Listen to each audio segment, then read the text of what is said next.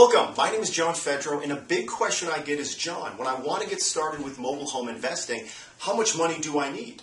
Now, with mobile homes, that's one of the big benefits that we get is that you don't need a lot of money to start investing. Well, the knowledge that I have for you isn't something that can be found online because this comes from over a decade worth of investing and also years of helping others get started in this business. I've seen what works, I've seen what hasn't worked, and I want to instill that onto you. Now, there's this gray area, so to speak, because every situation's different, and if you have more drive than somebody else, you might not need as much money than that person to actually get started with mobile home investing.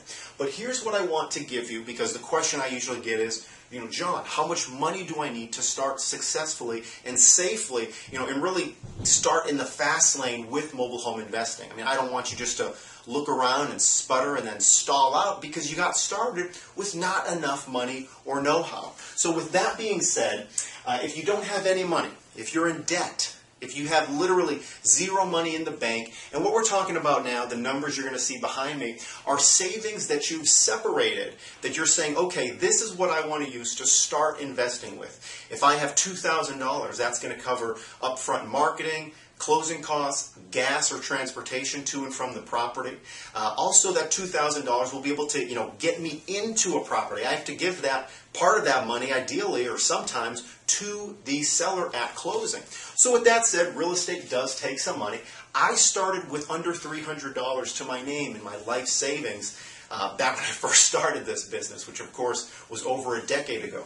So with that said, you can do this with literally no money if you have enough ambition and drive. And throughout this video, I'm going to explain what I've been seeing over the past 10 years so you can make an educated decision when to start moving forward. So keep in savings. If you have no money, you're in debt, you don't have at least $500, don't get started with mobile home investing. Don't even think about it. Focus on saving up your money. And again, you're only saving up to $500, but if you don't have $500, that's $0 to $499.99. So if you don't have $500, keep saving, okay? Don't write mobile homes off, of course, but keep saving. Don't get started because you'll only be doing a disservice to yourself. Now, if you have $500 up to $5,000, this is the point where you want to get started, okay? You're good to go to start looking at mobile homes, to going through the first few steps, talking to sellers, setting appointments, looking at their homes, crafting offers, and then making them an offer, and then you go back and forth. Now, keep in mind, it's easy. Anybody can go out and just purchase a mobile home in a park, on private land, but we have to be the savvy investors enough and experienced enough to purchase properties at the right terms and the right price so we can instantly make cash flow off of these mobile homes. So $500 to $5,000, you're in a position where you're good to start getting started. Now there's this magical number in here that I found of about $2,000, and I'm going to show you something with that, so just stay tuned a little bit later. But there's something that happens at about $2,000 that really opens up the mobile home investing doors. If you have over $5,000, keep it in the bank. Well, at today's rates, you may want to do something else with it. But keep that money safe. We don't need over $5,000. If you have all this money to start investing with, you're just going to be purchasing deals left and right, and they're not going to be the best deals you can get. If I can save you a couple thousand or a couple $100, I'm going to. So it's important to get homes at the lowest prices that we can. That way, when we sell them, we're making profit quicker, and we're making our money back quicker, and we can usually sell it for a longer period of time when we collect payments. So over $5,000, keep it in the bank. $500 to $5,000, you're good to start moving forward. When you have zero money, you can only take on so many properties, such as deals that you can wholesale, and that's pretty much it, or deals that you can option and then try to resell, things like that where you literally don't need money.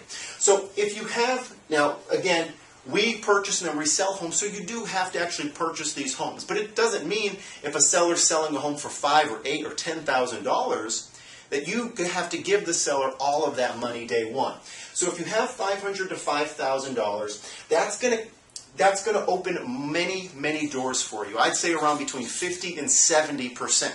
Now, if you have $0 to just under $500, again, you're not going to be able to purchase many deals because many of the sellers that you talk to need more than this amount of money so that you can control the property and then you can turn around and resell it, rent it, create cash flow on it, which is what real estate investors do. So with that said, there's this $2,000 mark I want to make you aware of. You can absolutely get started at $500, but while you're looking, while you're negotiating, keep saving to hopefully you can get to this $2,000 mark. And once you hit that $2,000 mark, you're going to realize that the amount of motivated sellers out there that you can capture and the deals that you can capture drastically raise, and they raise at a pretty rapid rate from there. So if you have 2,000, great. If you have 3,000, even better. 4,000, and then 5,000 is really where I draw the limit. Because if you have more than 5,000, you're going to get lazy. You're going to make silly, overpriced offers. So take with that,